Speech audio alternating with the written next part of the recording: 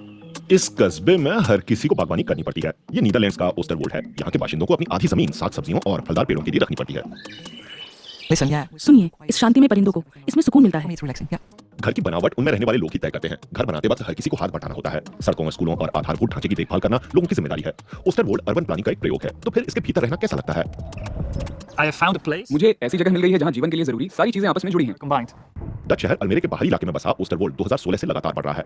आज यहाँ 6000 लोग रहते हैं। लोग अपनी जमीन के आधे हिस्से में फल और सब्जियां उगा रहे हैं या नहीं, इसकी जांच यहाँ कोई नहीं करता। यहाँ के ज्यादातर बाशिंदे नौकरी करते हैं। जॉब के साथ अलग से वक्त निकालना आसान नहीं है। मीके और उनके पति बार्ट सस्ती जमीन के कारण ही यहाँ अपना ड्रीम हाउस और गार्डन बना सके।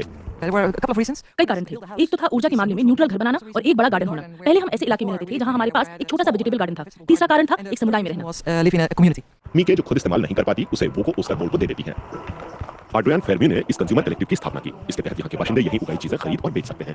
हालांकि फल और सब्जियां बाहर से भी खरीदी जा सकती हैं। हर हफ्ते उपलब्ध फल और सब्जियों का ओवरव्यू ऑनलाइन पब्लिश किया जाता है। हम सबका आपस में एक समझौता है कि वोको में बेचने के लिए क्या उगाया जाए। इनमें कोई कीटनाशक नहीं होते। हम जैविक खेती के मानकों का पालन करने की कोशिश करते हैं। बुधवार सुबह सब्जियां तोड़ी जाती हैं और दोपहर तक यहाँ लाई जाती हैं। इससे ज्यादा ताजा आप और क्या लेंगे? ओस्टरवोल्ड में सिर्फ सब्जियां ही नहीं उगाई जाती हैं। ये कस्बा एक स्वतंत्र सह अस्तित्व की बानगी भी है। यहाँ के बाशिंदों को स्कूल की जरूरत महसूस हुई तो कुछ ने खुद ही फटाफट स्कूल की इमारत बना डाली। ये 2022 में किया गया। इन दिनों भी यहाँ रहने वाले लोगों को ज्यादातर चीजें खुद ही करनी पड़ती हैं। कई चीजें पड़ोसियों के साथ मिलकर की जाती हैं। अच्छी बात तो यह है कि आपको सब कुछ खुद ही करना पड़ता है और यही इसकी बुरी बात भी है। इस लिहाज से मैं कहूंगा कि एक ऐसा नेचुरल फिल्टर है जो तय कर देता है कि कौन लोग ओस्टरवोल्ड में रहेंगे। आप में इतना जुनून होना चाहिए कि आप इन सब चीजों का ख्याल रख सकें। ये बहुत ज्यादा और मुश्किल काम है। हाँ, बाद में आप इसे एंजॉय कर सकते हैं। यान एल्को यास्माना उन लोगों में शामिल हैं जो ओस्टरवोल्ड प्रोजेक्ट का कॉन्सेप्ट लाए थे। इस बीच यहाँ पेशेवर फार्मिंग तो हो ही रही है, लेकिन पड़ोसी शहर एल्मेरे की कुल डिमांड का 10% उत्पादन ये लक्ष्य अब भी दूर है।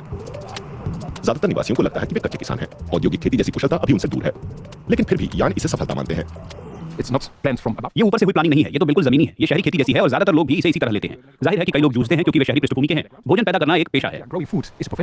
ओस्टरवोल्ड कोई समस्या विहीन चमत्कार नहीं है, लेकिन जमीन से जुड़ने और जीवन को अलग तरीके से टटोलने का बढ़िया मौका ये जरूर देता है। हाल में यहाँ भी प्रॉपर्टी के दाम ऊपर गए हैं, लेकिन अब भी कुछ खुले हरे इलाके बचे हैं।